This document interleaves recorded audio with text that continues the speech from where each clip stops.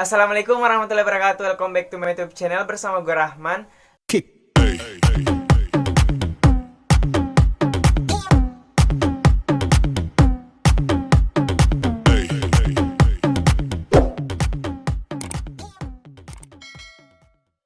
Oke teman-teman, di kesempatan kali ini saya berkesempatan membahas soal seleksi kompetensi bidang pertanian. Jadi terima kasih buat teman-teman semuanya yang sudah support perkembangan channel gue Rahman. Jadi jangan lupa buat teman-teman semuanya yang baru bergabung, support perkembangan channel gue Rahman untuk sampai ke 4000k dengan klik tombol subscribe dan nyalakan lonceng notifikasinya. Di sini kita akan membahas mengenai administrasi penyuluhan, ada juga tentang organisme pengganggu tanaman, serta ada penyuluhan pertanian. Jadi insya Allah akan bermanfaat banget buat teman-teman semuanya. Jadi jangan lupa dinonton sampai akhir. Dan saya ingatkan jangan lupa di support perkembangan channel gue Rahman. Dan untuk lebih akrab dengan gue, jangan lupa follow Instagram gue di rahman.ha. Oke, kita langsung saja masuk ke soal-soalnya. Kebijakan untuk menata ulang kepemilikan lahan yang disertai upaya untuk melakukan redistribusi aset-aset produktif termasuk tanah pertanian dikenal dengan istilah A. Land cultivation, B. Land reform, C. Green revolution, D. Intensifikasi pertanian.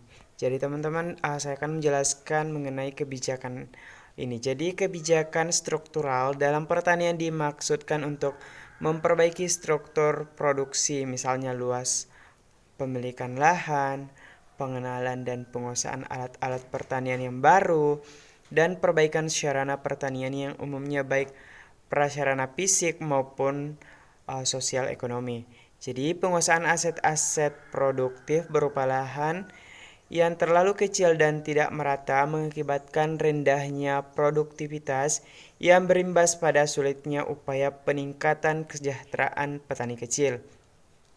Kebijakan pemerintah dalam hal ini adalah dengan mengatur kembali distribusi kepemilikan lahan yang dikenal dengan land reformasi atau land reforman yang diupayakan secara adil dan demokratis. Kebijakan lain yang dilakukan pemerintah adalah dengan mengembangkan teknologi lokal dan mengenalkan teknologi baru yang sesuai dengan kebutuhan petani melalui pelatihan-pelatihan dan penyuluhan yang intensif. Jadi itu dia teman-teman penjelasan mengenai kebijakan di soal ini. Jadi sudah sangat jelas ya teman-teman, kebijakannya itu B, land reform. Oke, kita lanjut ke soal berikutnya. Penyuluhan pertanian merupakan bentuk pendidikan non-formal khusus bagi petani. Kegiatan administrasi penyuluhan pada dasarnya berfungsi sebagai berikut ini kecuali A. Proses pengetahuan dan penataan dalam penyelenggaraan penyuluhan. B. Menata semua komponen lembaga pendidikan supaya berfungsi secara optimal. C. Pemahaman pada aspek surat menyurat dan dokumentasi. D. Memberikan pelayanan terhadap penyelenggaraan kerjasama kegiatan teknik edukatif yang merupakan inti pada lembaga pendidikan agar dapat terlaksana secara efektif dan efisien. Oke, teman-teman, jadi di sini saya akan menjelaskan mengenai fungsi dari penyuluhan pertanian. Jadi yang pertama, teman-teman, administrasi pendidikan atau termasuk non formal atau penyuluhan adalah proses pengaturan dan penataan kerja sama dalam penyelenggaraan pendidikan. Yang kedua yaitu kegiatan administrasi pendidikan adalah mengatur atau menata semua komponen lembaga pendidikan supaya berfungsi sebaik dan seoptimal mungkin dalam penyelenggaraan teknik edukatif. Dan yang ketiga yaitu administrasi pendidikan pada dasarnya berfungsi memberikan pelayanan terhadap penyelenggaraan kerjasama kegiatan teknik edukatif yang merupakan inti pada lembaga pendidikan agar terlaksana secara efektif dan efisien. Jadi itu dia teman-teman mengenai penyuluhan pertanian sebagai pendidikan non formal khusus bagi petani. Jadi yang tidak termasuk ya teman-teman yaitu C, pemahaman pada aspek surat menyurat dan dokumentasi. Berarti jawabannya adalah C. Kita lanjut ke soal berikutnya. Organisme pengganggu tanaman atau OPT meliputi A. Hama, B. Penyakit, C. Gulma, D. Ketiga jawaban di atas benar. Oke teman-teman, jadi saya akan menjelaskan sedikit mengenai organisme pengganggu tanaman. Jadi organisme pengganggu tanaman dalam arti luas yaitu semua bentuk gangguan pada manusia, ternak, dan tanaman. Jadi organisme pengganggu tanaman ini meliputi hama, patogen, dan gulma. Jadi hama tanaman adalah semua hewan yang karena aktivitas hidupnya merusak tanaman atau hasilnya, sehingga menimbulkan kerugian. Kemudian patogen tanaman adalah semua organisme hidup yang mendapatkan makanan dari tanaman, sehingga tanaman sakit dan menimbulkan juga kerugian. Sedangkan gulma tanaman adalah semua bentuk tanaman yang pertumbuhannya tidak dikehendaki seperti rumput, semak-semak, dan lain yang dapat mengganggu tanaman pertanian utama. Oke, jadi itu sedikit mengenai organisme pengganggu tanaman teman-teman. Kita langsung saja ke jawabannya. Jadi jawaban di soal ini tuh teman-teman D, ketiga jawaban di atas benar. Karena di sini sudah saya katakan tadi bahwa organisme pengganggu tanaman meliputi hama, patogen, dan gulma. Sedangkan penyakit itu teman-teman masuk pada hal patogen ketika tanaman mendapatkan makanan dari tanaman yang lain dapat menimbulkan penyakit pada tanaman yang memberinya makanan seperti itu.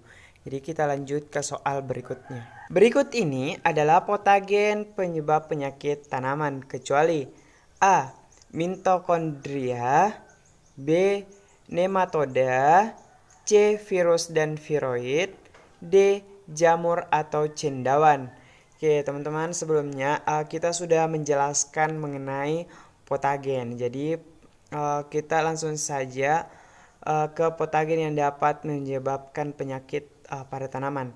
Jadi patogen yang dapat menyebabkan penyakit pada tanaman antara lain ada golongan jamur atau cendawan, ada bakteri molikut atau bakteri tanpa dinding sel, ada nematoda, protozoa, virus dan viroid, kemudian partikel yang menyerupai virus, serta tumbuhan berbiji tingkat tinggi yang bersifat sebagai parasit.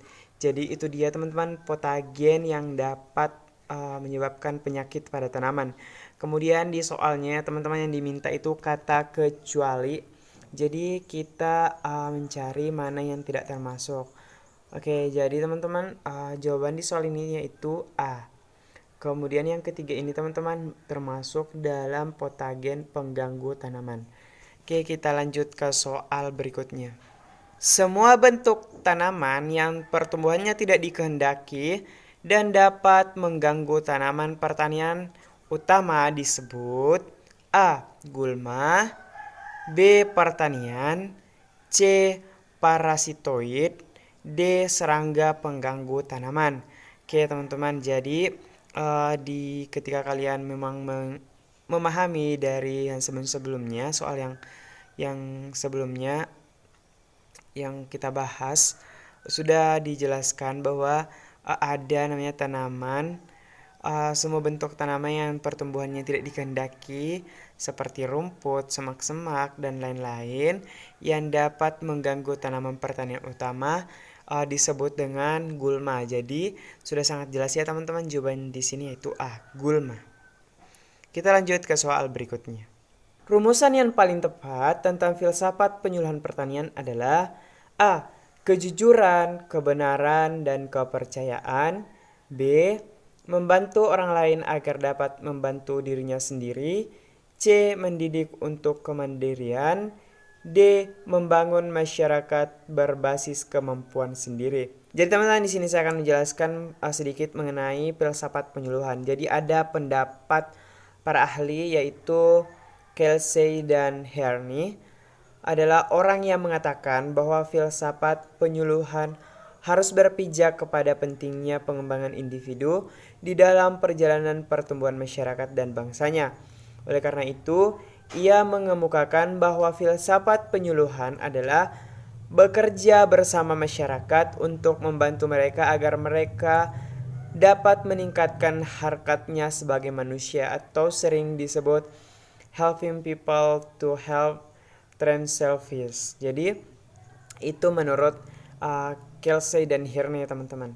Jadi kita langsung kembali ke pilihan jawabannya. Yang pertama itu A, kejujuran, kebenaran, dan kepercayaan.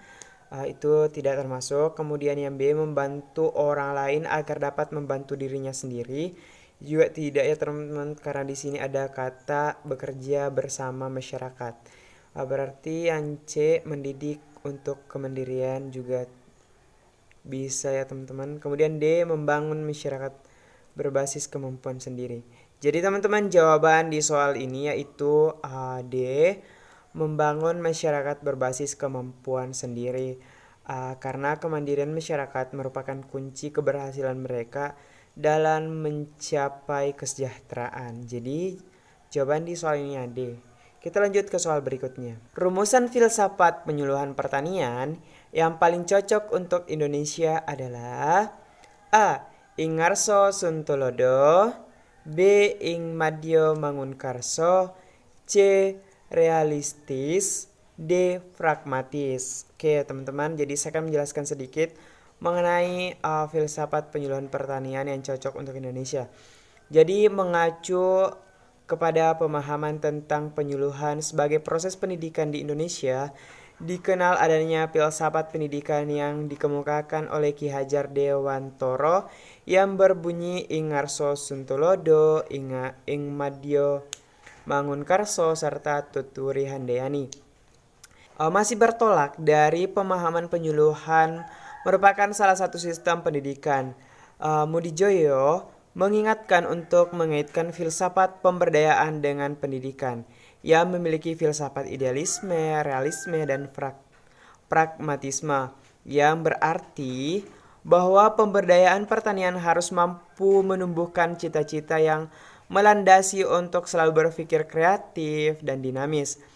Di samping itu, pemberdayaan harus selalu mengacu kepada kenyataan-kenyataan yang ada yang dapat ditemui di lapangan, atau harus selalu disesuaikan dengan keadaan yang dihadapi.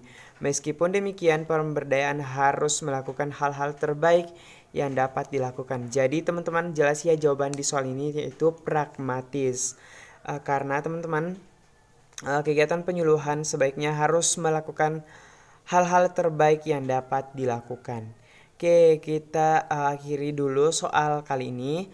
Buat teman-teman semuanya, jangan lupa dinantikan soal-soal berikutnya. Oke teman-teman, itu dia soal-soal yang kita bahas hari ini. Jadi buat teman-teman semuanya, saya ucapkan terima kasih banyak telah mampir ke channel Gue Rahman. Untuk selanjutnya, jangan lupa di komen soal-soal apa yang akan saya bahas. Apakah mau langsung soal-soal khusus organisme pengganggu tanaman, atau khusus penyuluhan saja seperti itu. Jadi buat teman-teman semuanya, terima kasih telah mampir. Maaf ada kendaraan yang lewat ya teman-teman. Jadi buat teman-teman semuanya, saya ucapkan terima kasih banyak telah mampir. Saya ingatkan, jika video ini bermanfaat, jangan lupa tekan tombol like, komen, dan share kepada teman-teman kalian.